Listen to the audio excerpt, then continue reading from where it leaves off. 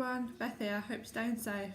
Today I'm going to show you how to do some bread painting. In your packs you should have a tablecloth, some shape cutters, some paintbrushes, some gel food colouring and some milk. You will also need a loaf of bread or some slices of bread.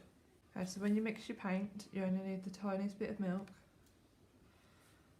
and then give it a stir and just keep adding milk to it until it's a nice consistency, because if you add too much it'll make it too runny and then when you put your bread in the toaster it'll go all soggy. So about like this is okay, and just mix it all in until it goes back to the colour again. So now you've mixed the paint, you're ready to paint your bread, so you can use whichever colours you want, whichever tools you want, put whatever pattern, whatever design on there. You can write your name on it, you could draw a picture, whatever you want to do is entirely up to you. Here's our finished bread. It's important when you're doing the bread painting that when you put in the paint onto the bread you don't go over it too much to make it too soggy, because otherwise it won't toast properly in the toaster. So now we've finished our bread, we're going to put it in the toaster and toast it. Here's our finished toast out the toaster. You could put butter on it, chocolate spread on it, it's entirely up to you, or just eat it the way it is.